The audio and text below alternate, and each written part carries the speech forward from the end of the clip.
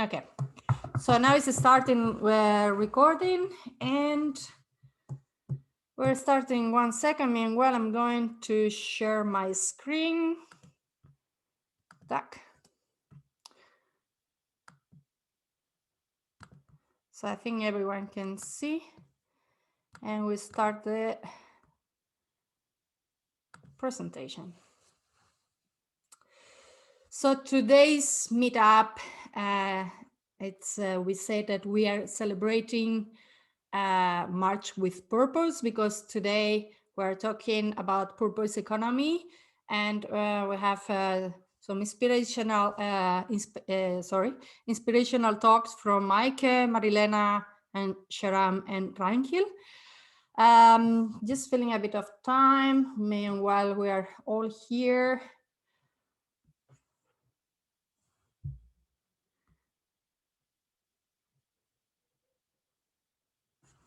Cool. Some questions about where the recording will be, but you can answer those. Oh, right. Yeah, sorry, it's like checking also the chat at the same time. The recording will be shared via email through like Eventbrite. If you have registered on Eventbrite, and you will receive an email with the recording, and you will you could see it also on the LinkedIn group. That's where you will see you will find the recording.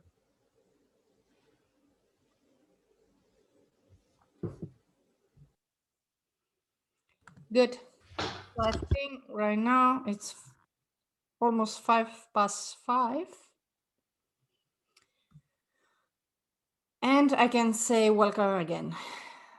Welcome again to the Meetup Business Model Innovators. As I was saying, this is a special meetup for me, because 5 years ago, I started a meetup that it was called actually Design Thinking Workshop for Entrepreneurs, because I was just an entrepreneur who wanted to co-create things with other entrepreneurs or intrapreneurs.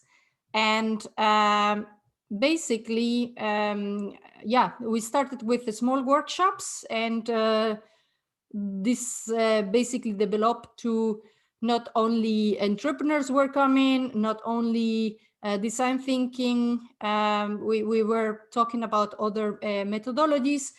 And now 5 years after, we are actually rebranding again, because the group keeps growing also.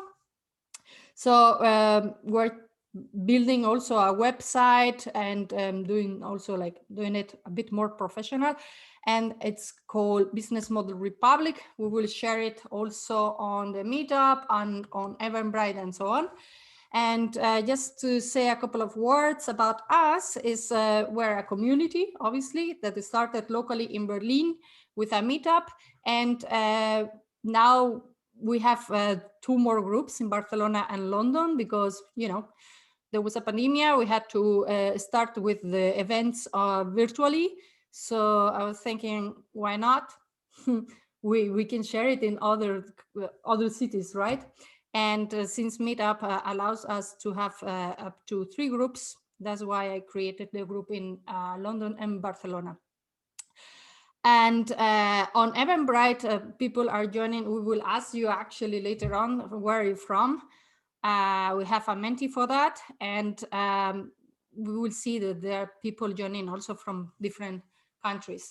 Our talks are normally, like today, an inspiring talk about future trends, sustainability, and some inspiring cases like purpose economy and HUMANNATION.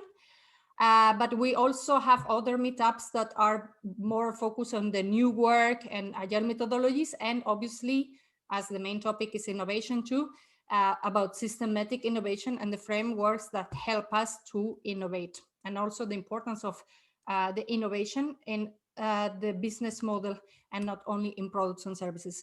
Now we are a team of 3. So myself, I'm a lecturer, I'm an entrepreneur myself. And yeah, this is basically my passion, business model innovation. I'm committed to help other entrepreneurs, intrapreneurs. Reinhild, who is actually, she was the initiator of this meetup. She's a freelancer, lead UX designer, and her passion is sustainability management. And she will also give us a small talk at the end of the meetup. By the way, she is the one who is taking care of the Q&A at the end of the event. So I will appreciate also if you have some questions, you can write them in the chat, private chat to her. So the speakers, they're not really like reading or they don't have any distraction. And we will come up with the questions at the end. And Michael, he is basically the financial person, and I will share with you on the chat his website, because it's really interesting content about business model innovation too. He has a blog called businessmodel.company, and he's also participating in some events, and he will actually join us in an event in May. Some key facts quickly. We are more than 5,000 members now. We are, as I said, we have 3 groups, Germany, Spain, and UK. We have done more than 50 meetups, normally monthly meetups, and we have attendees from more than 20 countries, and we had already more than 20 facilitators and speakers. The good thing also of the virtual events is that now we are all connected like globally. So for example, today we are connected from Madrid, Hamburg, Berlin, and well, I think we're basically in these 3 cities. Again, the Q&A will come at the end. And before I give the word to Purpose Economy, just wanted to let you know that if you want to get in touch, we basically are an open group. And so you can, if you are interested in being a guest speaker, you can get in touch, or if you want to sponsor us, or any partnership or whatever. Before we start with the talks, I will ask you to go to the Mentimeter and please go to menti.com and insert this code. Now Reinhild is going to share her screen, and we will see where are you from. So we want to know a bit more also about our audience.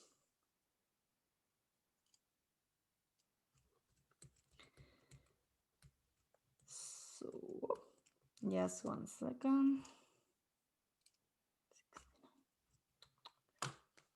So I guess most of the people are from Berlin. People are still asking for the code. Maybe we can put it in the chat. Yep. Right. The code, I'm sharing it in the chat.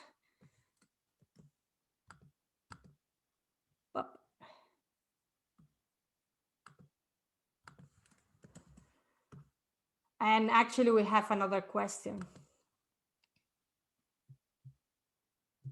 Thank you.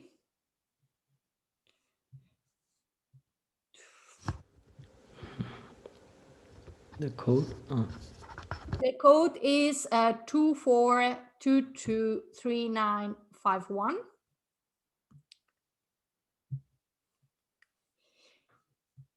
And the question is, in which city are you living right now? Not where you're from, but where are you now?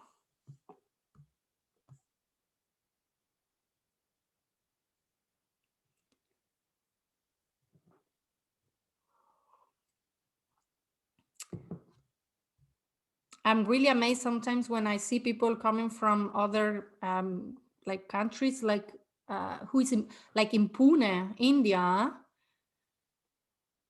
I was about to live in Pune some years ago. or Boston, how did you know about this event? Probably on Eventbrite.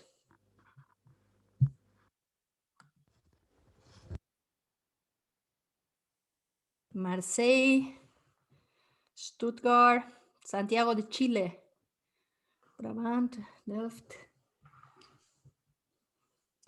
Moscow. Moscow.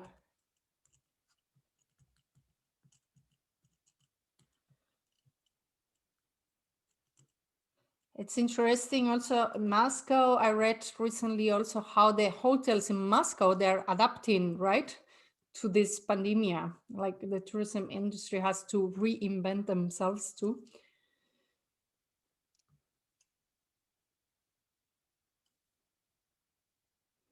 So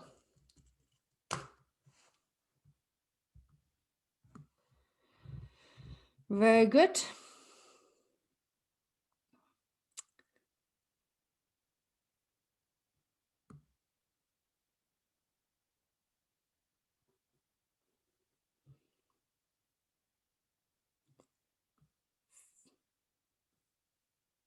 Okay, so yeah, well, the original group is from Berlin, so it's normal that we're majority here.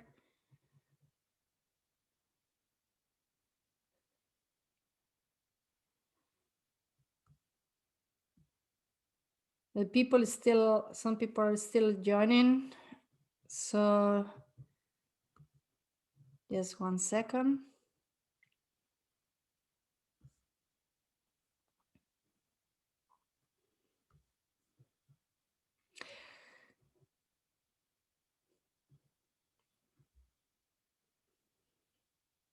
And very good. We have another question actually, Rankil. I think we can maybe move already to the second question. So if you have the Menti still open, you will be able to see on your mobile the second question, which is here. Which solution will you consider as most effective to meet in the UN sustainability objectives in 2030? So you have 3 options. We would like to hear your opinion. You can vote there. Ritesh, thank you for your response from LinkedIn. Cool.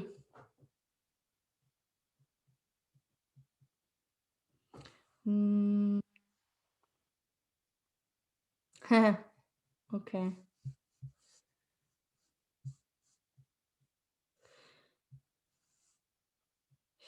So you can choose, you have 2 options also.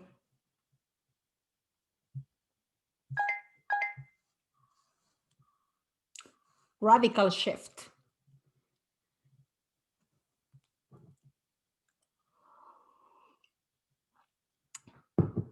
So we can see that 37 people has voted out of 79. So maybe, okay.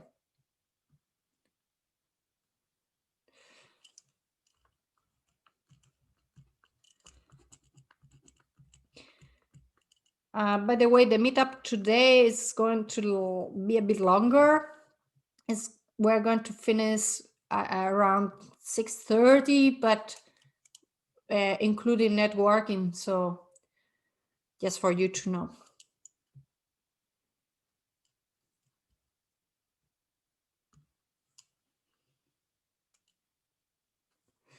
So I think it's another, we have 4950 votes.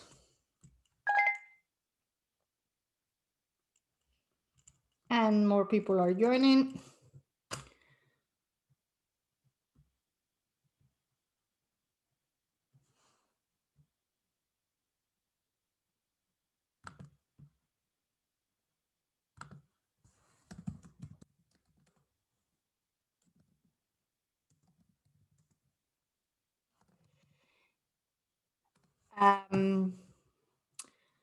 So 51 votes already.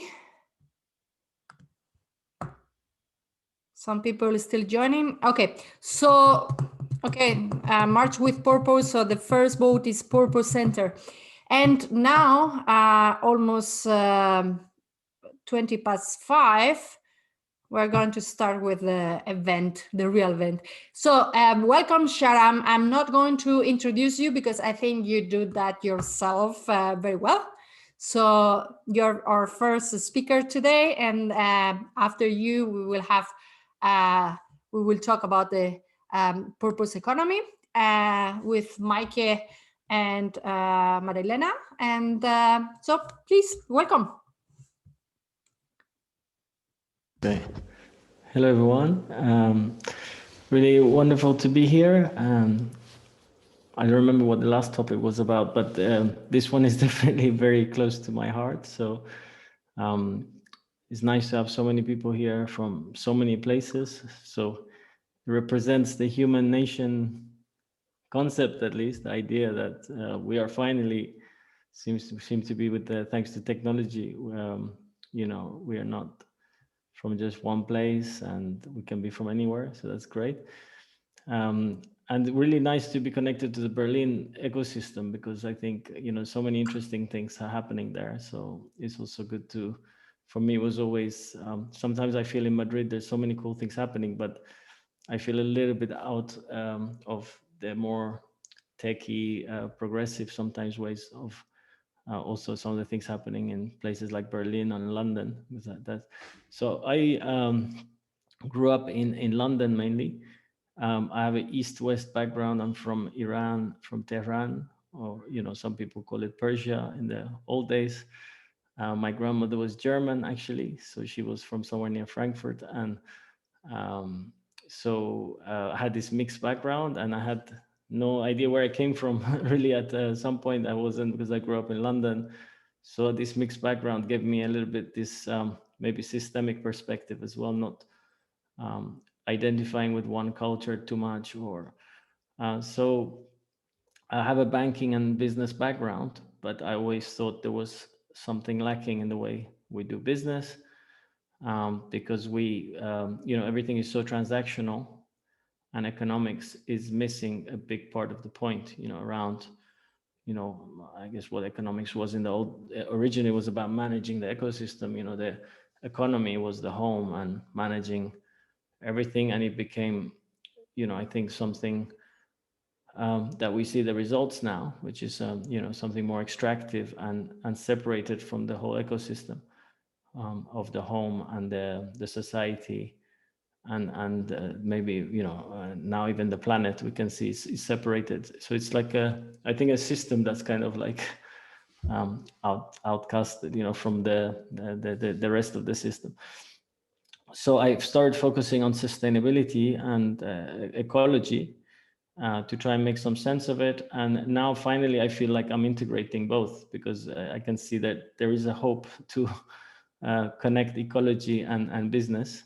So maybe we can call it ecological capitalism, or ecological business, or ecological approach, systemic approach. So it's really hopeful, and I see so much interest in this topic now from so many areas.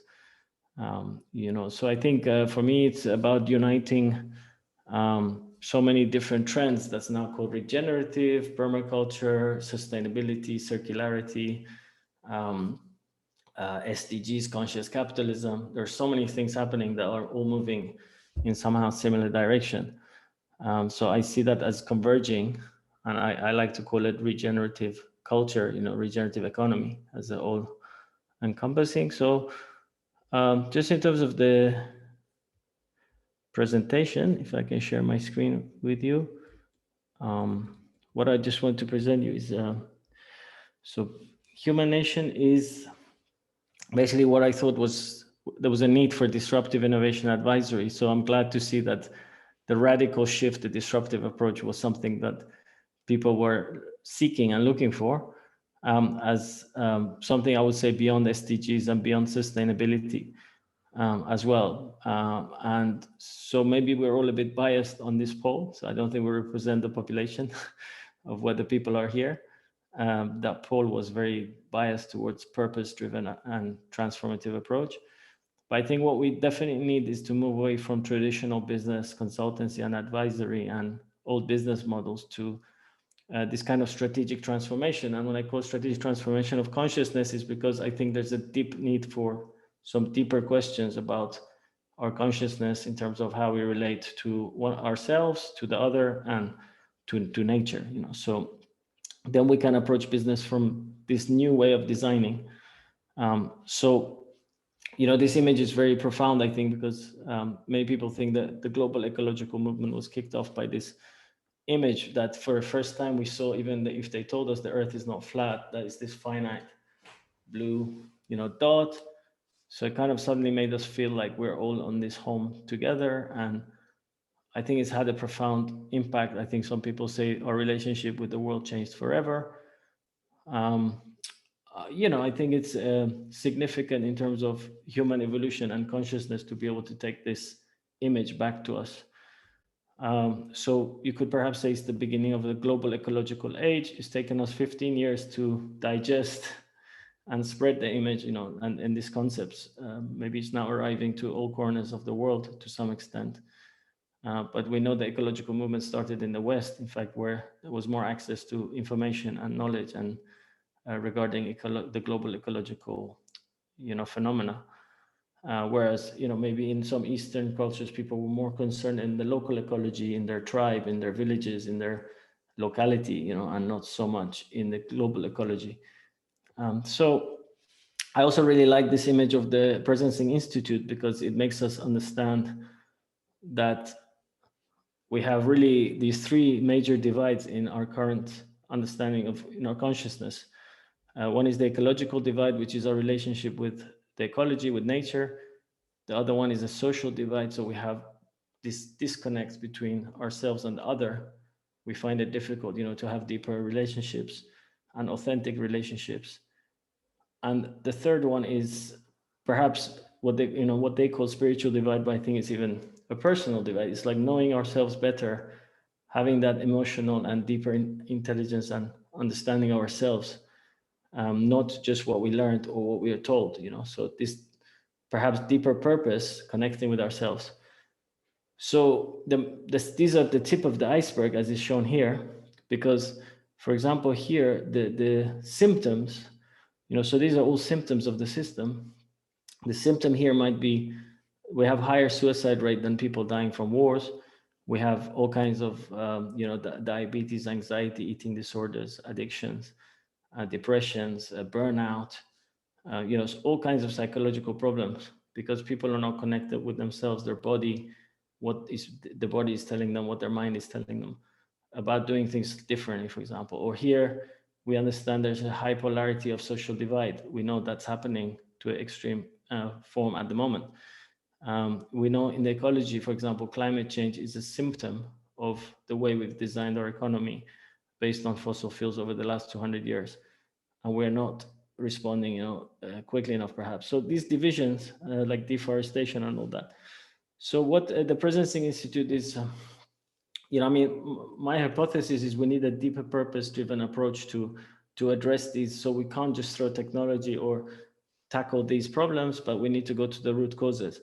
And thankfully, Presencing Institute also agrees that, with the 15 years they studied this, they think there are structures that are actually maintaining this tip of the iceberg, that are maintaining that these divides continue. And there are thoughts that are supporting those structures. So if we don't change those thoughts, those structures continue to be the same. They don't change. So these symptoms continue to exist. And finally, we need to go to the source, to be able to recreate our thoughts, to be inspired by what they call the emerging future. So we can't just use old patterns and old thinking to solve these problems. We need to think out of the box. And to do that, for example, the youth theory is a nice path, because if we can become present collectively and individually to really understand what's happening. So I think this thing about purpose for me is being here to really understand what our purpose is as individuals, as a collective, and also as species, as human beings in our relationship with nature. Another thing is interesting is there's understanding that we're on this path to regenerative design, for example, and regenerative systems. At the moment, we've gone from this conventional extractive model, then we became less, a bit more aware, then we became okay, now we just want to sustain what we have, but how do we maintain the standard of living, let's say we have, but not doing more damage?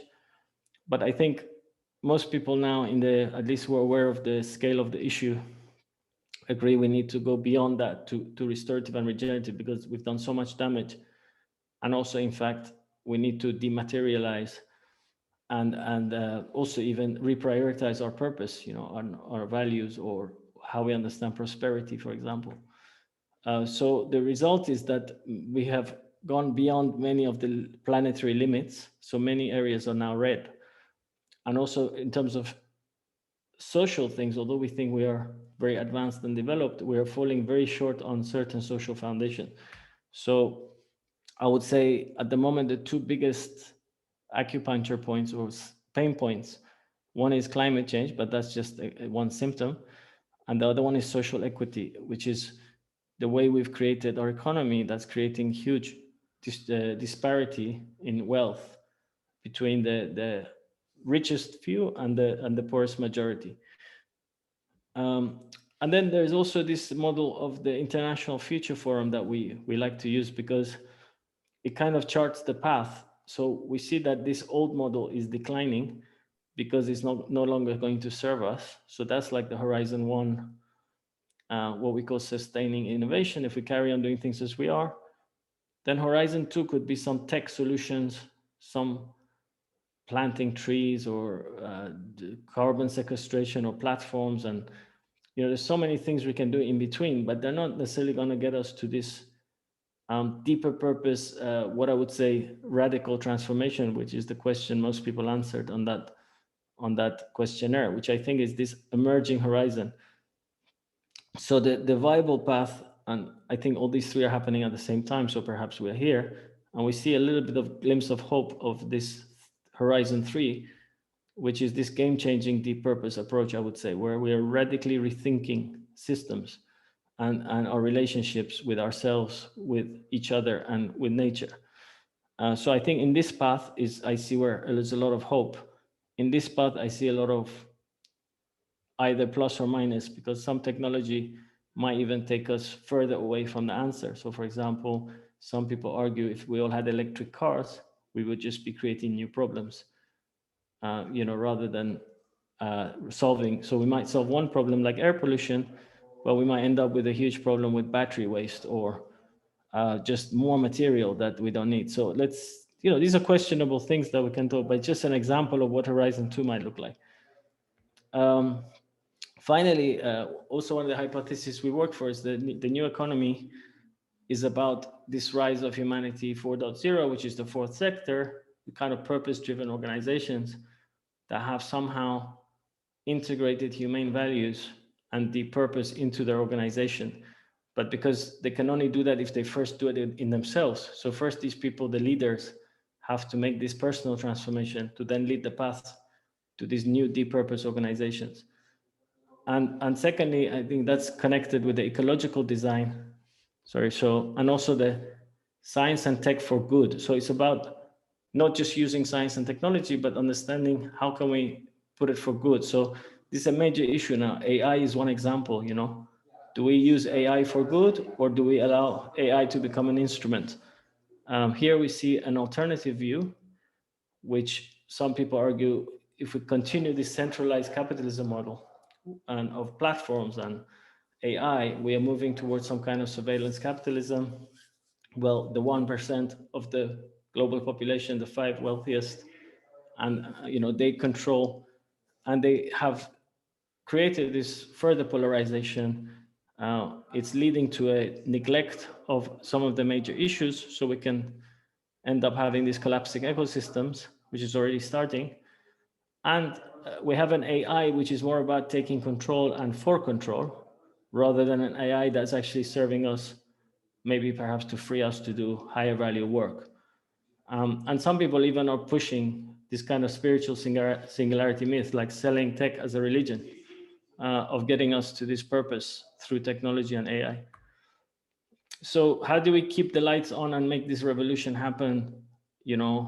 Well, people can still continue, but tackling these major existential threats, for example. So we are looking at, for example, trying to promote this strategic transformation of consciousness.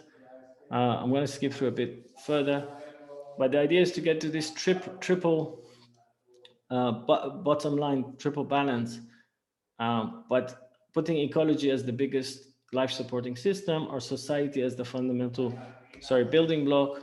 And of course, it has to be economically viable, but in an equitable way. So this equitability is very important. So building that through deep purpose is one of the approaches. The other thing is having a systemic approach. So we think the deep purpose approach is very important, but we also have to integrate circular economy, distributed systems like platforms, blockchain, and all those things. The new energy systems at the heart of all this. And also that has to go across our education and communication approach. It has to also infiltrate into science and technology. So this innovation has to happen from education to science and technology, so that these things are for good. So we need to unite humanities back into science and tech, but in a deeper way. The other thing is we have a global financial system that's circular, but in a very designed way for benefiting. At the moment, what we have is two of the biggest institutional funds control the majority of the wealth. So this business ecosystem, let's say, for accelerators, and this is now talking to the big problem of social equity, because we don't have a problem with distribution of income just because it happens, like some people are just born to be poor and other people are just lucky and they get very wealthy. Of course, some people do very good things and they get rewarded for it. They work hard. Nobody said it shouldn't be meritocracy or whatever. But there's also this unequal way the global financial system is designed, so that very few people have access to these funds where they can access land, property, resources, and IP. For example, we know that some IP people even buying forest plants, and making intellectual property of nature to be able to control, for example, the rights and access to those plants. So it's about monopolizing access. So that is not a system that's distributive and distributed by design. Also, there's a lot of collaboration into these systems in terms of the influence in judiciary, banking, and all that. So we know what the problems are. What we think is that one way of bottom-up solution is to look at companies and look at how ownership is structured, which is why this talks very nicely to why purpose economy is here, because they will tell us a lot about different models of organizing so that this doesn't happen. Because the reason this happens is because these institutional investors have overwhelming power over the ownership and voting rights of many startups, and companies that eventually maybe they were startups and now become Facebook and Google, where they have basically more power than countries and influence than entire nations. So, for example, Kate Rayworth, the founder of Donut Economics, says that to understand purpose, we need to look at also networks. We need to look at governance. We need to look at ownership. We need to look at where the finance comes and where it goes. We can't just look at, okay, we're a purpose-driven company. Okay, we're circular, or we are covering one of the SDGs or two of the SDGs. We have to really look deeply at the structure of organizations. So we have to redesign, towards this regenerative distributive economy. Finally, just to show you a practical example, we are implementing this concept of slow accelerator. And with this, I'm going to start ending it, is to say that what we want to develop with HUMANNATION at the moment is a regenerative innovation and fourth sector business support ecosystem, let's say. So that based on this idea of deep purpose, so we're also having this thing called the Philosophy in Action Lab, so that we can try and work what do we mean by purpose, and what is it that we're trying to do. Then we drive innovation into these fourth sector organizations that have ownership defined more like the way purpose economy will explain to us. So these fourth sector organizations and governance and management. So the idea is that these ideas would get incubated and funded with a different kind of funding schemes, such as patient capital, impact investment, public funding for innovation, so many different ways. And in the future, crypto, crowdfunding, and all kinds of crypto investment that we see that is a huge potential here for driving that. And we create what's called a slow accelerator, so we need this kind of slower culture of business that drives these regenerative businesses. And we can provide all the same advisory and coaching and legal, financial, IP services, but with people who are aligned with this deeper purpose. So this is a practical example we're now implementing through a European project, for example, called the Circular InnoBooster, where we're developing this accelerated concept with the Institute of European Design in the fashion and textile sector. So we want to try and experiment with this. It's a pilot. But what we also know is that these companies can't then be bought out by a big fund, a VC. So the exit strategy is very different, because if they do get bought out by a big company that's going to dilute their purpose, they lose the game. They come back into 2.0. For example, a startup would end up becoming 2.0. So they don't qualify. It's fine, they can continue in the 2.0 system. But to continue in the future system, they would have to become part of a network enterprise and governance model where the IP is distributed, where the scaling happens more through replication and through horizontal scaling, rather than this kind of pyramidal, kind of like basically the unicorn model, of growth. So this is a kind of things that we're experimenting with. I'm not going to get into a lot of detail here. It's a big detail. I hope in the questions and answers we can answer some more details. So thank you. Thank you, Sharam. Yeah, questions, Q&A at the end. We talk with Reinhild. Now, yeah, thanks again. And Mike, Marilena, you want to introduce yourselves and Purpose Economy? Yes, thank you so much. First of all, thank you for the invitation. We are very, very happy and grateful to be here. And thank you, Sharam, for these very interesting insights to this topic. Before we will dive deeper into purpose economy, and steward ownership, I'd like to give a short introduction or introduction of who we are and what we are doing at Purpose. My name is Marilena, and I work at Purpose for almost 1 year now, mainly in the field of communication, which means that I try to make sure that the idea of steward ownership spreads more widely. Above all that, I also work as an independent journalist and editor, mainly in the field of sustainable transformation. My colleague, Maike, to my right side, I hope this is on your screen as well, the case. She is project manager for the research part of the Purpose Foundation, which means that she mainly collects, coordinates, and analyzes data on steward ownership, and also connects with academic partners and makes sure that the awareness of this topic grows and that it becomes more accessible to different stakeholders. So yeah, that's us. And now Maike will introduce to you the idea of steward ownership as one solution with which we can hopefully transform the economy to a more sustainable one. Yeah, thanks, Marilena, and also thank you, Sharam, for painting this larger picture of the need and potential for a purpose-driven company. I think that was really helpful to get us started. I'm going to share my screen. Let's just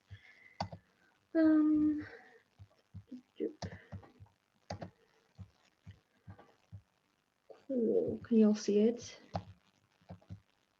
Awesome. Exactly. So thanks for that. And I think there's so many great approaches to like forming a new economy and forming a suitable framework for more sustainability and stewardship, and really many puzzle pieces. And we would like to introduce to you our approach as one of these many puzzle pieces. And our approach to supporting a purpose-driven economy is first starting with companies, and second, it's not to start with the what of companies, but with the how and why of companies. So basically, it's to change the operating system, the engine that drives companies with corporate ownership. So corporate ownership is really the DNA of a company. It's the fundament it's based on, and it really determines how, why, and through which processes value is created and how this value is used. So with Purpose Economy, the Purpose Foundation, and all the groups around in the Purpose Network, we're looking for an ownership structure that puts purpose and people in focus and not shareholder value maximization. But if I'm talking about ownership, well, first of all, it's really important to understand what ownership is. And ownership is really a bundle of different rights that are usually bundled up in one sack. And it's first dividend rights, so the rights to receive fruits of the property. Second, voting rights, so the control over, for example, corporation. And third, the right to pass on or destroy this property. And as I said, usually all of these are in one. So for example, when I'm founding a company, the classic way is that I receive all of these rights in one.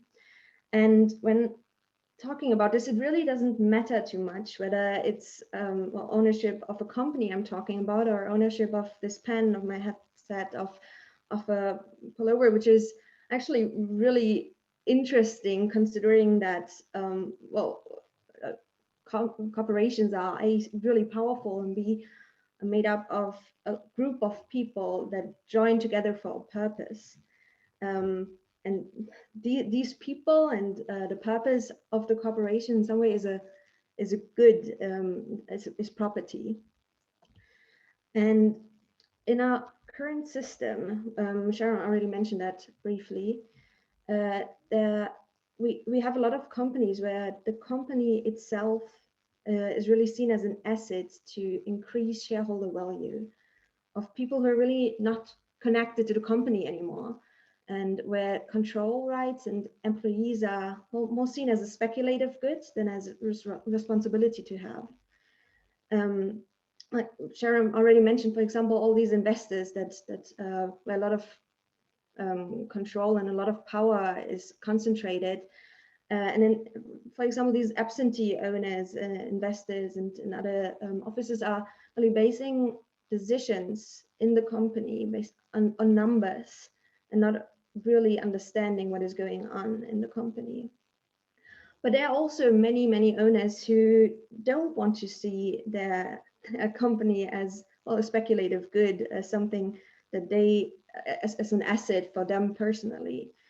And they want to build ownership structures where the company and its purpose is in focus. And we came across some of these when we were looking into ownership structures. And one really great example is Zeiss. So Ernst Abbe, who you can see here on the left, after the death of his co-founder, he received all of the shares, all the wealth, and all the control rights of Zeiss. And for him, that just didn't feel right, because there were so many people who jointly got Zeiss to the place where it is right now. And he wanted a solution where, well, the ownership of the company would be structured in a way that felt good for him and that kept the company independent and value driven in the long term. And so did Robert Bosch. After his death, his lawyers actually worked like something like 22 years on a solution to follow his instructions, to devise a really quite ingenious ownership structure in a way. And I'd like to go a bit deeper into that, because it shows really well what we are also trying to do. So there's the Robert Bosch GmbH, and it is the dividend rights of the Robert Bosch GmbH actually owned by the Robert Bosch Foundation, a charitable entity, but they don't own any voting rights. And the voting rights on the Robert Bosch GmbH are owned by the Robert Bosch Industrie Treuhand KG, but they don't have any dividend rights. This is really interesting. I hope I don't bore you too much with the legal details, but what they did here is that they separated control and money. They separated the economic rights and the voting rights of the company, which means that the people who decide on what is going on in the company, on the strategy, on whether to sell or not, whether to give out dividends or not, are not the people who, well, incentivized financially. And when we were looking around in this ownership structure, we met a lot of other companies that did something similar, that devised ownership structures that were all following well, a very similar thinking about ownership and about companies and what companies should do. And very concretely, what all of them are doing is they, in their ownership structure, they legally enshrine two principles. One is the principle of self-governance. So the majority of voting rights are held within the company by people, for example, working in the company, or well, people who have accompanied the company for a long time, who really understand the consequences of decisions. Those people hold the control.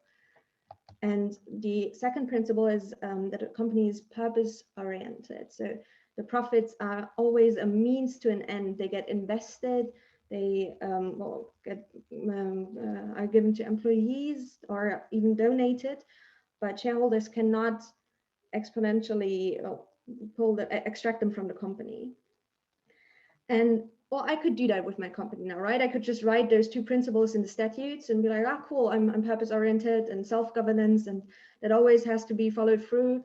But then maybe someone comes to me and says, oh, cool, I'm gonna give you a few millions. Don't you want to sell it? Don't you want to give me the voting rights, even though well, I'm not really connected to the company? And I'd be like, nah, I'm not gonna do that. Obviously not, because I'm following those principles. But more and more this person might offer me, I might get tempted, or from other reasons I might get tempted and want to pay out the profits anyways, and then I could just change those principles and like delete them from my statutes. So what all of these companies above have been doing is that they not only legally enshrine them in the statutes, but it's a legally binding long-term commitment. So it's not easy to like delete these principles out of the statutes anymore. So profits means to an end, and entrepreneurship equals ownership. So this ownership structure we call steward ownership. Why? Because the owners in the company, the entrepreneurs, are stewards for the company and for the following generations of owners, of employees, of all the stakeholders, and particularly of the purpose of the company. And they make decisions based on the purpose, long-term fulfillment of the purpose of the company. So I'm sorry if I bored you so far, because it's quite an abstract topic, right? Corporate ownership, legal structures is all very like far away, and you might not quite like think, oh, why are we even talking about this when we talk about purpose-driven economy? But really what we're talking about here is the fundamental question of how we want to allocate power in our society.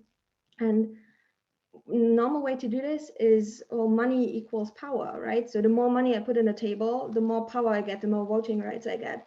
A lot of power centralized with well, the people who have a lot of money. And the other way power is usually allocated is via the sperm lottery, as Warren Buffett once called it. So, well, if I'm really lucky, I'm getting born in a family that owns a lot of companies, a lot of power, and I'm going to inherit those. And what steward ownership is doing is that it goes a new way of allocating power. It's not blood or money we break with this paradigm, but it's abilities and value alignment. It's people, for example, in the company, employees, or as I said, people with long time accompanied the company on its way. But well, can that even work? Giving over to Marilena. Thank you, Maike.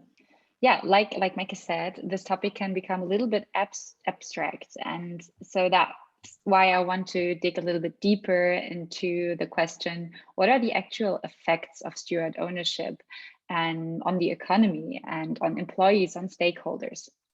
But first of all, I might admit that obviously, if you have only a few steward-owned companies, you can say that the effect on the economy is relatively small.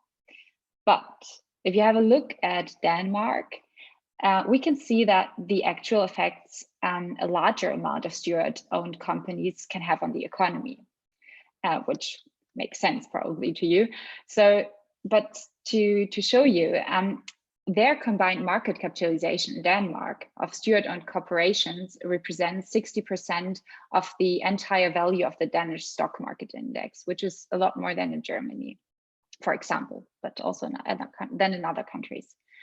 And also in Denmark, there's a lot of research been done so far on this topic and the effects. So why am I telling you this? Denmark is a good example on which we can, or I can show you the effects of steward ownership on the economy. And the first effect I would like to start with is the economic stability. So steward ownership, you can say, is more long-term oriented and therefore less subject to earning pressure, which is, for example, due to the more steady mode of doing business, to the relative risk aversion of steward-owned companies. And studies from Denmark show that they are less likely to fail, to fall into financial distress. They also experience less job losses or sales declines. So a lot of positive effects. And also, which is of course still important to steward-owned companies, is making money, of course, still. So steward-owned companies also tend to have higher equity ratios, and their survival probability is up to 6 times higher than in other companies, which you can see on this chart here, which is from Denmark as well. And this all results in stability for employees, for tax authorities, suppliers, and other stakeholders, which overall stabilizes the economy. So talking about stakeholders, another effect which relates to the long-term orientation that I mentioned before is the stakeholder and purpose orientation, instead of pure shareholder value maximization, which you might know, and which has been mentioned before by Sharam and also by Maike. So the largest share of purpose-oriented companies, you can say, results in an economy in which the focus is on stakeholders and responsibility, and not only on making short-term profits for a small little shareholder group. And this can in the long term also lead to more sustainability because of the long-term orientation. We think of like later generations, for example, and increases the trust in economy overall. Trust leads me to my third point. The effects on employees, which is quite important to a lot of us, I think. We want to have a job with purpose. We want not to only work for shareholders and for making some people richer, but we want to feel connected with the company that we work with. So employees of steward-owned companies, which studies show, they know that they're not working only for the wealth of shareholders, but for the purpose of a company. They have, you can say, a joint goal. And this can increase their intrinsic motivation and sense of identification with the company. Maybe Maike, you can skip to the next slide. Yeah, exactly. You can see here a quote which we really like at Purpose. It's from Jenica. She's one of the employees from Ecosia, a search engine which plants trees. Some of you might even use Ecosia. If not, I can, yeah, you should do, it's really good. And on average, you can say the number of employees in steward-owned companies is less volatile than in other companies. And this is even more true in crises, which leads me to my last point of the effects of steward ownership.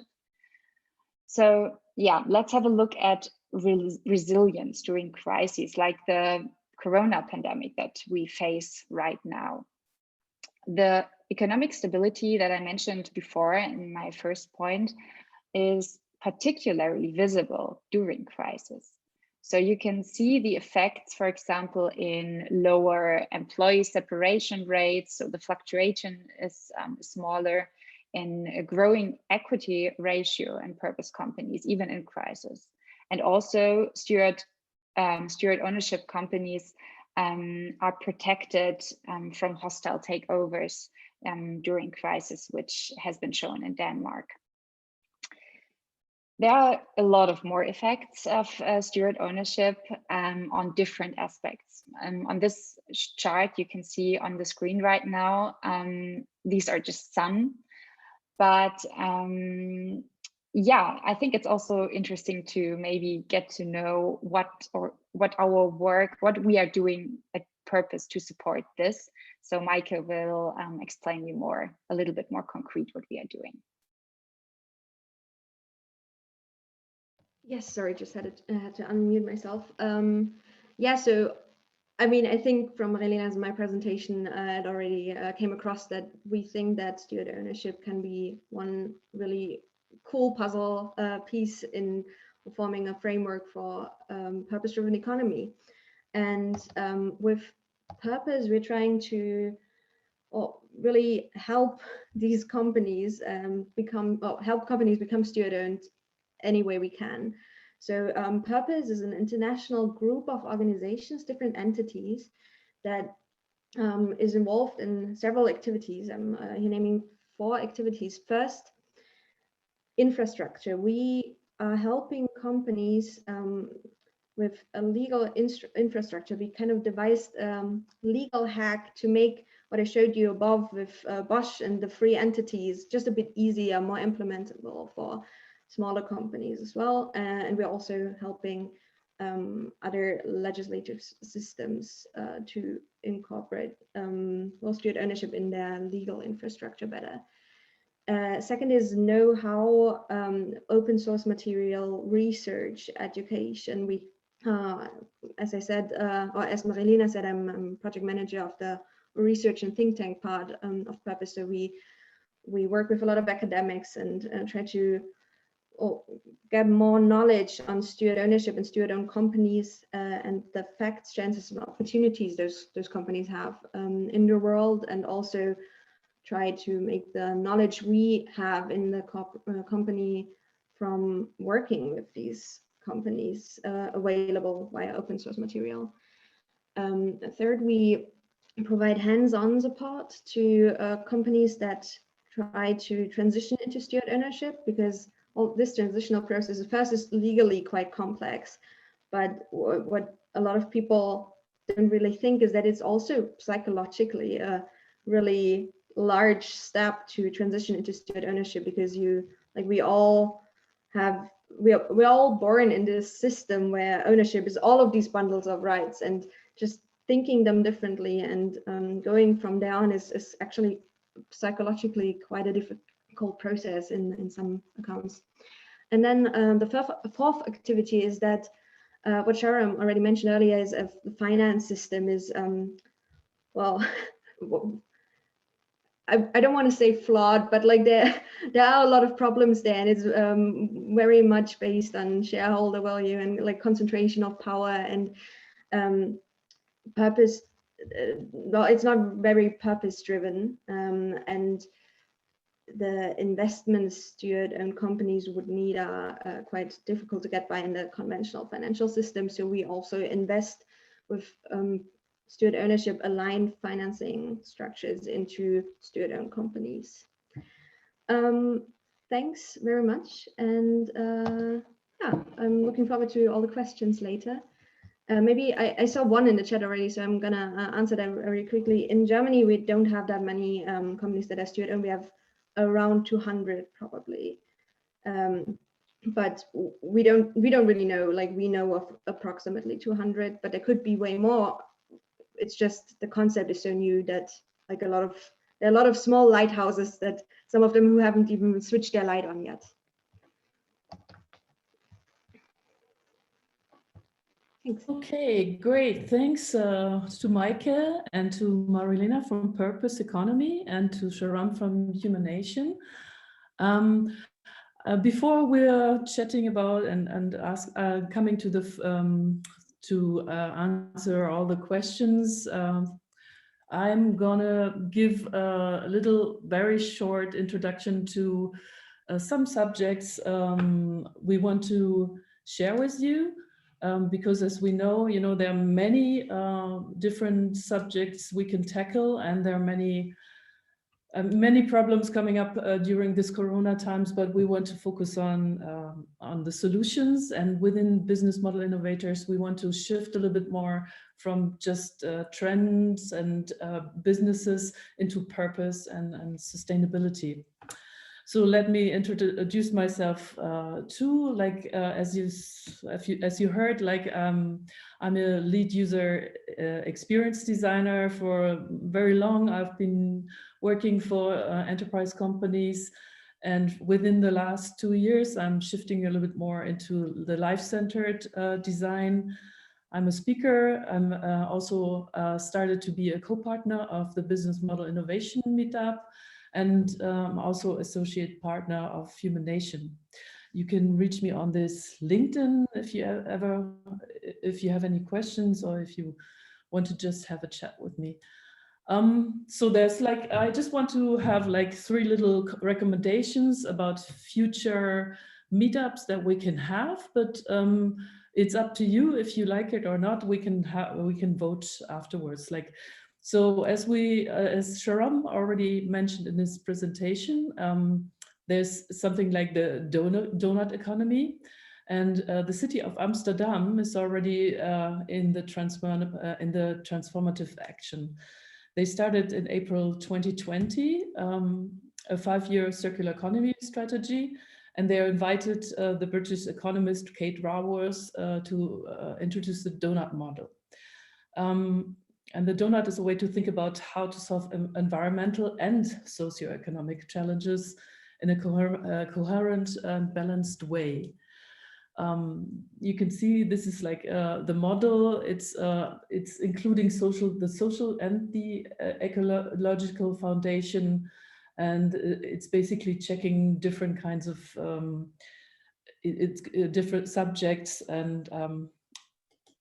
and if you are analyzing all these different subjects, you can find out that basically in Europe, we're a little bit in the overshoot, while in African or Indian or Asian countries, we're still in balance. A second proposal of myself, a very interesting one, is like data and AI in art and social justice. And it's about AI, like what is AI? Because computers collect data and rearrange the world in a different way. And we all think algorithms are completely neutral, but basically they're mirroring stereotypes and discrimination and racism and sexism.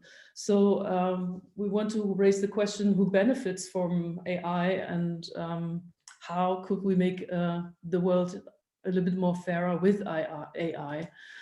And there's just one example, like Joy, she was checking if AI, the recent AI algorithms are, if they can detect their face, and there's no detection of a black woman, but as soon as she puts on a white mask, the AI can read her face. It's kind of weird. And in my mind, I have like 2 artists. She was holding a presentation, or basically a workshop in Futurium, Berlin, and I could invite her for a next meetup. And the third suggestion I have, it's about permaculture. Permaculture has been, I think the concept has been there since the 20s. And there's like a designer's manual in permaculture, and it's like a sustainable and agriculture concept. And it also has like some parts of design thinking, but in another way, concepts. And basically we're talking about natural ecosystems and cycle in nature. And this is kind of like the principles of permaculture. It's about fair share, people care, and earth care. And if you like, we can invite some people who can present these kinds of principles. Okay, that's it. So on one hand side, I would ask you if you like one of these recommendations, just write it in the chat. And on the other hand side, if you like, we want also to invite you to, if you want to present one of your subjects, please come up to us and see, you know, if we can arrange a time for a meetup. So let's come to the questions.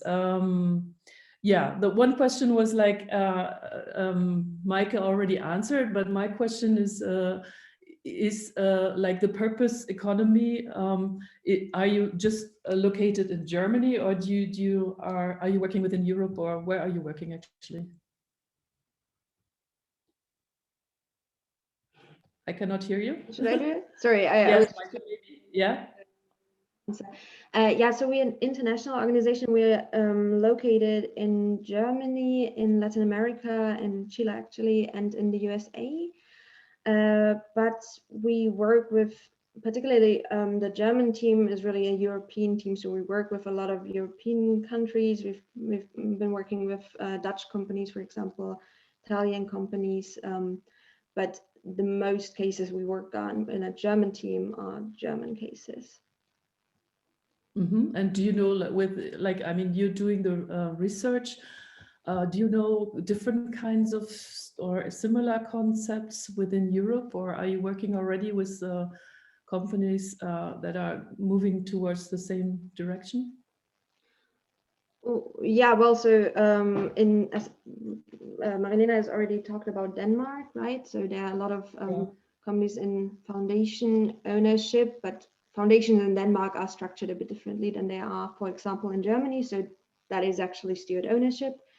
And the community interest company, for example, in the UK, is going in a similar direction. It has a bit of a different focus, but well, it is fixed for companies that have a community interest as a purpose, and steward ownership is actually quite open with what the purpose of the company is. So yeah, this concept, particularly with foundation ownership, has evolved in several places all over the world. There are companies in India, in Japan, in Australia, and wherever that have come to this, but there's not really, besides Denmark, not really a legislation where steward ownership is well, implemented in as a legal form, for example, and that's what we're trying to achieve in Germany at the moment. Okay, thank you. There's another question from Matthias Wahrlich. Apart from steward companies, are there other legal solutions like GmbH? Is there any advantage that you can see? Maybe, well, very briefly, the GmbH is focused on charitable purposes only. That's one thing. So a lot of the companies we're working with are not classified as charitable in the German law. So I mean, Ecosia, the search engine, would be like somewhat a medium case. I don't know if it would be classified as charitable, because the main purpose is that it runs a search engine. And there are many others that would not fall under this concept. That's one thing. And then the charitable state of the GmbH, the charitable limited liability company, is actually a tax attribute. So it can be changed quite easily if you don't fulfill this charitable status anymore. You will not receive the tax benefits anymore and be a normal GmbH again. So steward ownership is more like long term, but it doesn't fix to a charitable purpose. So that it's just different. Mm-hmm. Okay, so one other question was like, are you guys, could you guys share your presentation with everybody? Yeah, okay, so you can basically share it in the chat, or if you have any link. Also, there was, sorry to interrupt, but yes, Lucas was so kind to share, so one of the participants here, to share the purpose book. There's an ebook in which everything is also explained more deeply, and you can find this link to the ebook also on the website, and contact us, of course, if you have more questions. Okay, so if anybody else has a question, you can also raise your hand, and you know, we can start a little chat, or Is there anybody?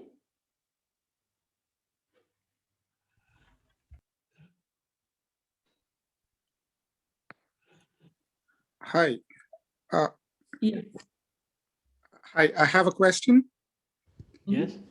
My question is, it's a very interesting topic to see how companies are actually approaching a purpose-driven approach where where it's a steward ownership kind of a proposal. But how open are companies who have strong shareholders wanting to move in this direction? Because it changes everything for the shareholders. Their own entire rights gets changed with this entire purpose. So how often or how easy is it for companies to move towards a steward ownership approach? Yeah, thanks for the question. It's interesting because we actually get swamped with entrepreneurs who want to change into this ownership structure. Currently, there are particularly a lot of really young entrepreneurs where maybe it's not as big of a hurdle to change over because they maybe haven't even founded their companies yet, or are startups and don't have a lot of old structures and a lot of like old privileges that they're based on. But we also see a lot of entrepreneurs moving into this direction when succession is starting to be a problem in the future. And for example, because they don't have successors in the family and they want to give it over to employees, which is quite difficult, and their steward ownership can be a solution for them, but it's not something that is for every company and should be for every company. It's an alternative ownership structure besides all the others there already are in the world. And you're completely right that I don't think that some of these very classical, very shareholder value maximizing companies we know with very strong shareholders, it's not very likely that they want to move in this direction. But it's still, I think, really valuable to have an alternative for entrepreneurs who want to move in this direction. Okay, there are two more questions. Like one is coming from Markus Besch. We see a lot of potential in one of the oldest company models, the association. Where do you see the more advantage or really differentiation to steward ownership, to a steward ownership model? I have to ask, is the association the Verein? Yeah, Markus, maybe you can open your mic. Genossenschaft in Germany. Oh, Genossenschaft and cooperatives. Yeah, so actually cooperatives it's just a really different concept. And I mean, in cooperatives, you have this like democracy principle, which is great for some companies. And we often see corporations actually joining those two. So becoming a cooperative that is steward owned. We know of a few companies who are doing this. What in cooperatives you don't have is this legally binding asset lock. So legally ensuring that the profits of the company are either reinvested or in some other way serve the purpose. So the assets of a cooperative could actually be sold, and then the profits from liquidation could go to the members of the cooperative. So there's a difference, but as I said, it's quite it's just two different principles and two different things that want to be done with it, but we see a lot of people combining those two. Sorry to interrupt. I just share on the chat because we had a meetup about digital platform co-ops. That's a topic. I was also involved last year with this group. Actually, it's very active right now in Berlin. They have a group on Telegram and Hilo, and you can reach them also, Ella and Magdalena. You can check the video on the Google Drive. And yeah, I see that it's a total different, it's really different concept though, even though there are alternatives for the sharing and the gig economy, yes, but they're different. And me talking as an entrepreneur also, I'm telling you, because I've been checking both, the platform co-ops, it's something really cool, but it depends really on the company you want to start. And in terms of bureaucracy, it's not really that easy. And in depending which country, the association of the cooperative is taking this in different perspectives. So it's something cultural too.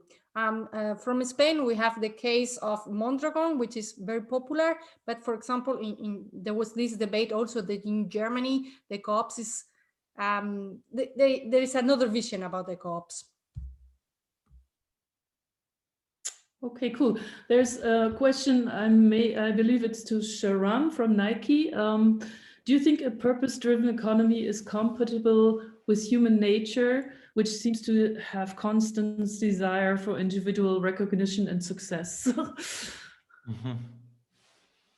Yeah, I think it's a very nice question because human nature is what is human nature? Is our education, our culture, or upbringing, depending on even if you look at Maslow's hierarchy of needs, which I was looking at, which was very individualistic approach of our growth is between this immediate need of survival and kind of this constant anxiety, that you need to survive, to these higher levels of actualization. But in between, you have this collective social needs and so on, which I think is actually Maslow's hierarchy of needs, I think is quite outdated because it's very individualistic. Because if you put that in a collective mode, for example, it's been shown that collectively people are much more likely to survive if they work, if they cooperate, like they have done through history in society. And I think that we also have to question, like, are people really driven by this individualistic thing? I think a lot of people are actually quite feeling void. I mean, the sign of that is the amount of, in modern societies, of isolation, mental illness, the suicide rates, and the feelings of this kind of individual consumerism. I think people are pretty much now aware of the vacuum it leaves in terms of meaning and purpose, even for the individual. But also now we are learning that as a society, we're less resilient if we all act individualistic. So this debate has been going on since, this idea of the prisoner's dilemma, for example, of, if you act individually, then you might win more.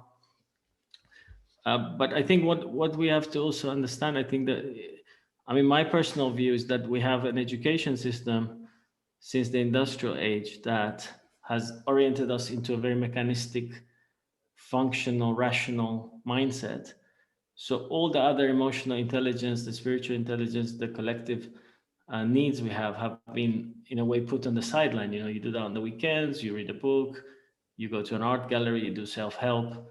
If you have a problem, go and see a psychologist. But your 9 to 5, your day, 5 days a week is covered by just functional, cognitive, or physical work. And I think that model, that industrial model, is no longer, I think, fulfilling. And we are realizing that, a person is much more whole.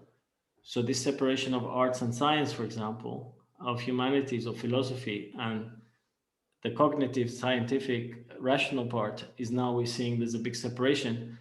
So what we're seeing is, at least there's a movement of integrating these things together. So if you talk about AI for good, for example, is because you're trying to bring morality and philosophy into AI. Because otherwise, what is AI? I mean, you could use it just to exploit people and control them. My personal question, I think it's a very philosophical question, but I think this is exactly where we are in our time in history, is we are questioning exactly that. Sorry, I just want to add one more thing, is that I think we live in a culture that it's keeping us in that lower end of the Maslow's hierarchy of needs. So our education and culture is not allowing us to go higher. And I think that we as individuals need to demand higher capabilities of ourselves. And we can do that. We have access to methods, communities, people who can really take us there if we have a way of integrating it into our life. And I think that's the work we have to do now. Thank. Okay, thank you. Is there any other question? Otherwise, sorry, I have a question. Yeah, okay. So I'd like to thank the speakers. The talks were really interesting. And I'm studying right now future studies in Berlin, actually. So double the interest for me. And purpose, I think, is a relatively new concept. And I'd like to ask if any of you have any recommendations on books or papers related to this topic, purpose. And I also have another question on Sharam, and which is, you have, because like I said, purpose is a very new concept, and I'm from Taiwan, and this concept is not even translated, I would say, in Chinese. And I'd like to ask if there are any concrete examples or any memorable workshops, projects that you've done which incorporated this concept and seeing an actual change. Or yeah, because I agree that purpose is the way to change our economy, society in a more positive way. So yeah, I'd like to know more about that. Thanks. Oh, it's me again. Mhm. Yeah, I mean, I have personal experience of, for example, what we're doing now. We started trying to address this thing about purpose in the organization. So we got accepted into for example, the Presencing Institute work. They've been for 15 years trying to integrate these ideas into management theory, from the Sloan School of Management.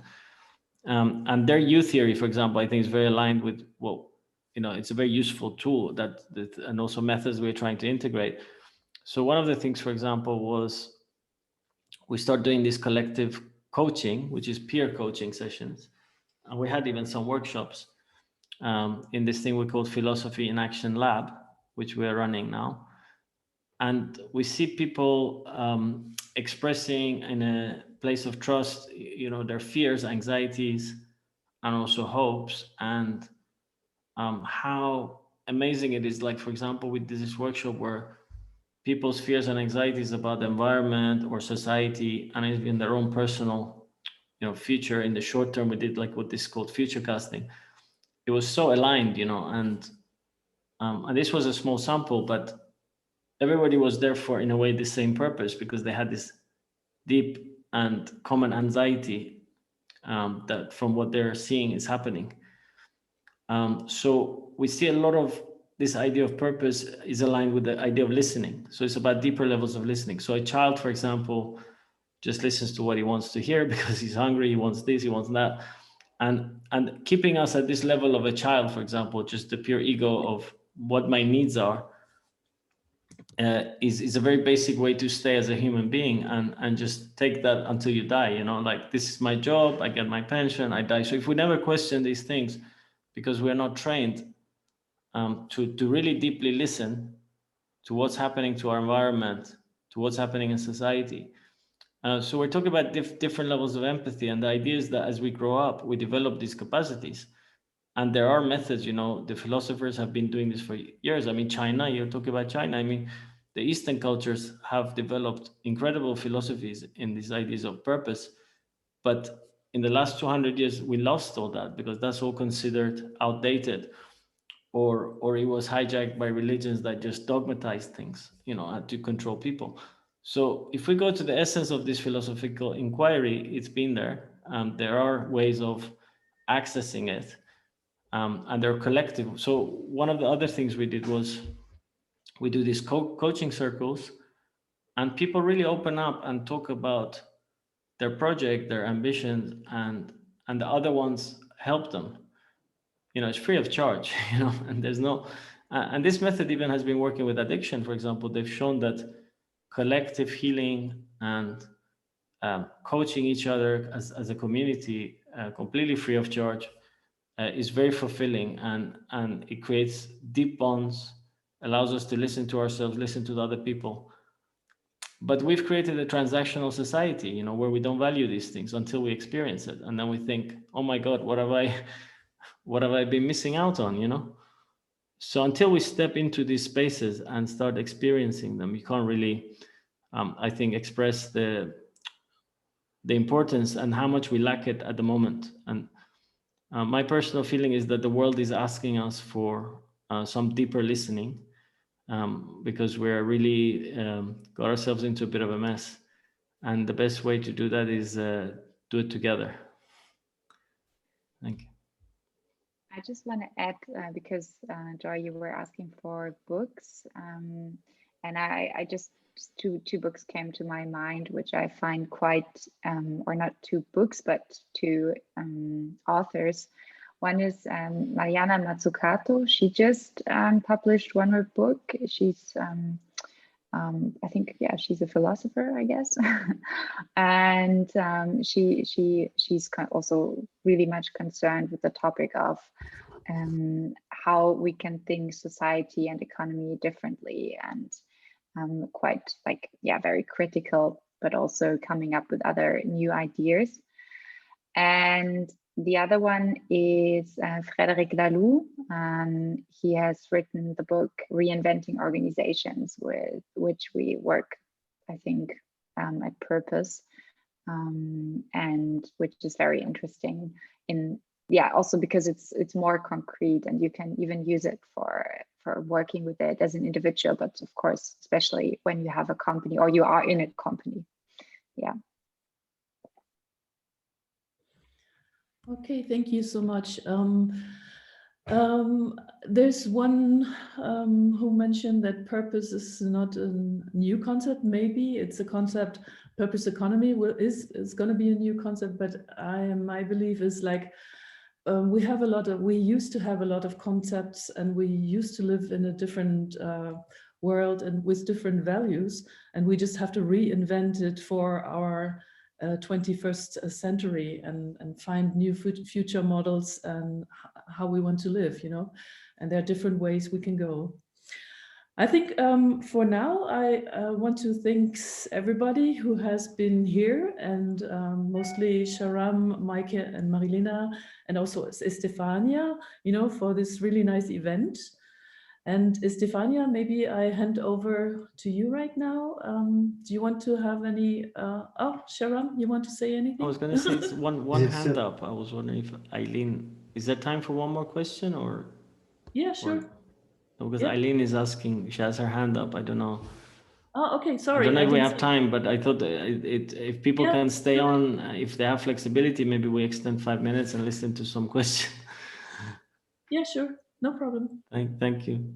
So Eileen, you go ahead. Oh, you're on mute. I fully agree with what you just said. It's going in the same direction as you. I think I believe that there is a confusion if we say that purpose is a new thing. I mean, just it is not even a new concept as such in our lives. And many philosophers have written about the fact that the meaning of things comes from purpose and so on. But I think that putting purpose in action the way you do is specific, for example, through the way you tackle it, and that we are facing now a time where purpose is starting to be not the bottom line, but something that is the ultimate alignment of organizations. And that's maybe new because this is time to reinvent the complete meaning of business as such. And I would say that this is maybe what is happening, and that the companies that are performing on those bottom lines, I've seen somebody who say 5 bottom lines, okay, they are already existing all over for years. So 30 years of this. So I wanted to understand how you position yourselves towards this, because it's a bit as if you were saying we are new, but there is the business as a commons, there are those businesses, and how do you integrate those concepts into your own vision is a question. It's a friendly question, you know, it's just I'm going in the same direction, Yeah. but I don't see how you position yourselves with that. Who's the question for? Like, how do you integrate all those trends But who's the question to, Eileen? Sorry? Who's the question for? It's how do you integrate the... But who, sorry, who answers the question? I'm saying if you're directing it to somebody. Oh, who wants? Maybe you. Maybe you, Sharam. I talked too much already. I need somebody. Can somebody else say it, please? Feel free to start off if you have a direct response. Oh, me. I mean, my understanding is that, as you say, it's nothing new, and it's a wonderful opportunity to bring this together now, because as I was saying, there's this thing called circularity, sustainability, regenerative, permaculture, this organic food movement. I mean, at the end of the day, all these people are somehow trying to go beyond that bottom line of just maximize profit, which, you know, 50 years ago, it was just a dogma that was instilled into businesses by Milton Friedman. You know, it's not, you know, it was a very practical, I mean, that is a purpose. Maximize profit is a purpose. But what we are arguing is there's always been a deeper purpose. So you can even, as you know, Joy was asking, or, you know, somebody said about, is human nature? You can reduce human nature to basically, I'll just kill you and take food. You know, I mean, if somebody's in a very threatened situation and in deep anxiety, they might do that. I mean, if we're all living in this scarcity mindset because we think that we're always being threatened, that our purpose will be just to survive. But if we can rise above that and think, you know, we're part of a global community, we're all humans, we see the higher purpose of human, because purpose has many layers. You can have a purpose just to survive. You can have a purpose to look after, be part of a family. So your ego is not just about you, it's about your family. You can have a purpose to have a thriving society, that then your ego is not just yourself, it's also your community, your society. And some people even argue you can go too much higher. You know, some people feel part of the universe. It's not something unusual. We are part of the universe. You know, some people say we're stardust. Oh, it might sound really cosmic, but it's true. You know, the star is already been proven scientifically that, you know, the stardust is what at the end of the day created Earth. Earth is just a shrapnel of, you know, material that came from the Big Bang, the universe, you know. So, I mean, people have looked and deeply looked at, reflected on all these different levels of purpose. Now, I think sadly in the modern society, we've advanced a lot technically and scientifically, but in other areas of our purpose, which some people argue is the right mind, we're like children. You know, we've kept ourselves very immature, and we need to access a lot of knowledge and wisdom that's available to us now. And thanks to the internet, I think we can accelerate it and re-access those and work the purpose, because it's like a muscle. If you don't work it, at the beginning, I see people who delve into this world, they're like very like scared, almost like you're challenging my rationale, you know, you know, and fearful. But then I see a lot of people who are really benefiting from accessing these, you know, what you call, I mean, people call love, you know, if you have that feeling with your, I mean, that's not a rational concept, you know, it's just a feeling, it's emotional intelligence. So there's so many things that we don't verbalize and we don't bring it into business. Why is it you can't have love in business? You know, why is business so transactional? And so, because we've chosen for it to be like that, because it makes it very easy to extract and dehumanize and desensitize behavior. So, you know, all these things I think are now being questioned only because we hit the limits. We hit the, you know, all limits now, and the whole thing is collapsing. But you know, please, I would love to hear. Yeah, I just want to add. Oh, sorry, I didn't want to interrupt you. Please go ahead. I just want to add real quick that because the question was of like how are we trying to connect or to integrate other already existing ideas, projects, companies. And I think this is always like, we don't see us as one solution with purpose economy. And I think, like I understood you, Sharan, you also don't see what you are doing like the end of the goals or like the only one solution, but we always try to work with other projects, companies, ideas together if it fits. And I think like, I mean, it sounds maybe a bit weird, but I think we would be most happy if we make ourselves obsolete. Like if we are not necessary anymore, this would be perfect, because then our goal is kind of reached. And so it's not about like making purpose economy prominent, because I mean, of course, we stand behind this idea and we think it's a good idea, but in the end, we are trying to help like making a society and an economy a more sustainable, a more humane, more, yeah, thank you, a more people-oriented one. So yeah, that's maybe just as I totally agree. I mean, I think we all collaborating. In fact, I think the collaborative spirit is very high in this space, and I see a lot of alliances being made, and you know, people doing the same. I totally agree.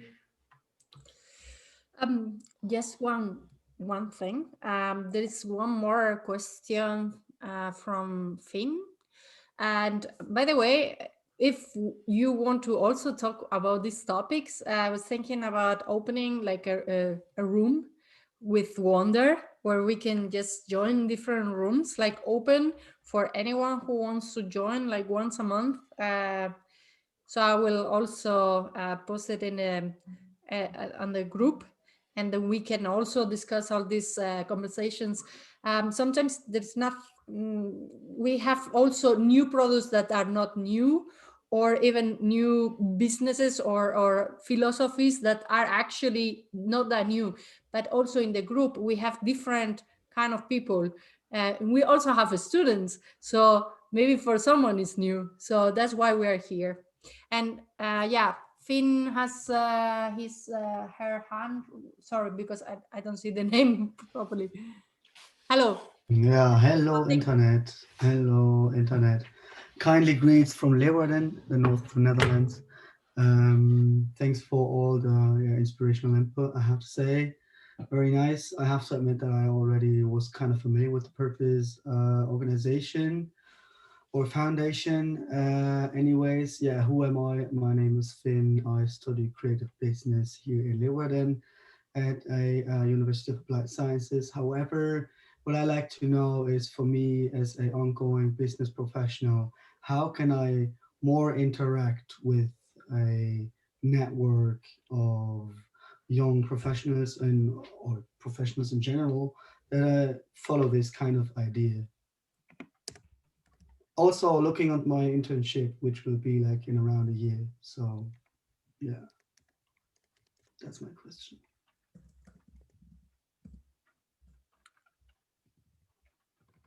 I think here's a good place to start. But also, obviously, I mean, the networks on social media are, I mean, at least our network is quite active there. And there are a lot of talks, a lot of conversations, a lot of webinars, a lot of podcasts and whatever to like get into the topic, get accustomed to people who are also interested in this topic. And hopefully when we will able to have events in presence again, then with a physical presence again, then it's even better to start networking. And as for internships, I mean, very specific to our topic, but we do have a list with companies we work with that are student owned, which might be a good place to start looking for something. But there are obviously also a ton of different organizations that are like moving in this type of network that might be interesting. Right. Okay, I'm hearing from one of the speakers that she has to leave. Maybe Marilena, you want to say, you want to say goodbye to everybody, or should we close down the and go into our groups? Estefania? I didn't say that I have to leave exactly right Oh, now. I was just sorry. asking if like if Oh, we okay. will Yeah, continue sorry. with I asking questions until 7, or if we like end it Yeah, at 6:30. This was just my maybe. question. Yeah. This is open, is an open group, but I think it's like for a meetup, almost 2 hours is quite okay, no? Yeah. I mean, this is cool because it means that the topic is also very interesting and we could discuss forever. But as I said, if you're if you're all interested, let's do the opening room, you know, in Wonder. And once a month we will open it, like anyone can join and just meet people and discuss this kind of topics. So what we are going to do is creating different rooms, right, with different topics. We can have one for purpose. We can have one for co-ops. we can have different ones, and people can just join the room. And as soon as you enter one room, your camera turns on automatically, and you will meet directly someone. So you can talk. I mean, it's not the same as in person, but it's quite nice experience for a virtual networking tool. Yeah. Okay, so let's close down for now, I think. Did you send the link in the chat about the Wonder, or do you want to not send yet. it? I will. No. I will share. I was thinking that because there were so many links, right, on the chat. I was thinking to create a link tree only for this event with Okay, cool. LinkedIn profiles, you know, like the book, the links of purpose and HUMANNATION, and yeah, and maybe some books that we can recommend, and the slides. And I think it's quite a long list already. That's a lot. Yeah. Already. So, and it will be shared like on the Eventbrite per email or the LinkedIn group. Okay, so what I would like to ask you is, like, when we close down this round, you know, you can open up your mics and you can say goodbye in your language. Yeah. Maybe open up all your microphones and let's say goodbye in our language, and let's meet in another round again. Yeah. Okay. So happy birthday. Bye. Bye. Yeah, happy birthday, business Happy models. birthday. Happy Bye birthday. bye. Auf Tschüss. Wiedersehen. Hasta luego. Arrivederci. Ciao. Dai, buon compleanno. Ciao. Buenas Ciao, noches. Sharam. Ciao. Bye-bye. Bye bye. Thank you very much. It was wonderful. Very nice to see you. Nice And to see great you. to have so many people here. Cheers. Ciao. Yes. But I think the question was about how to get into the Wonder Room also, not? Yeah, we're sharing it. We're sharing The it. link tree, no? Yeah, we will share the link for the room. I thought you would put it in the chat because I have to leave, but for the others, perhaps it would be easier in this room. But okay. It's in the LinkedIn group, no? But we don't know the link. Some people might not have the LinkedIn group link. That's for so better if you want. I thought they think we are going now to Wonder Me. No. Yeah. Not now. Daniel is always up for a party. Not now. I will share it on the link, and we can. It will be once a month. That's the purpose. Okay. Yeah. Bye. Thanks. Okay, Carla. Bye. Great.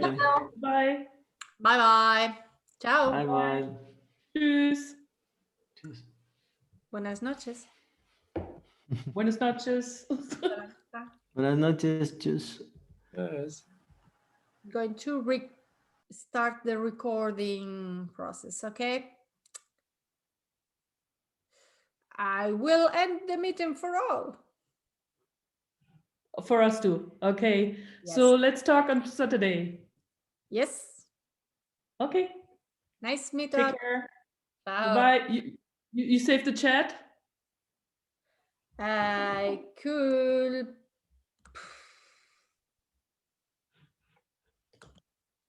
It's a bit tricky.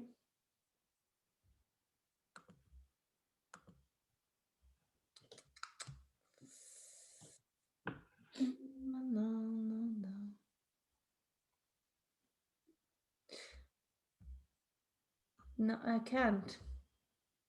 For some reason. Can I do it? Your co-host, can you see something to share the chat? I can't really. Thing is, no, it's something from the settings. We can't. Oh.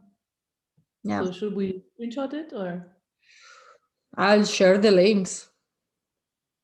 Okay, you already have the links everywhere. Yeah. Yeah. Okay, good. It's not complicated. Just in case, because I trust my memory, you know. But just in case now that you say, I will do like a copy paste somewhere else. But yeah, it was basically the book. I know. Yeah, I said the purpose economy things and purpose economy. Yeah. And and slides. Yeah. That's it. Okay. Okay. So, take care. Was a nice meetup. Nice meetup. Thank you. Yeah, the cat wants to go. Okay. Feierabend. Ja, Feierabend. Okay. Ja. Tschüss.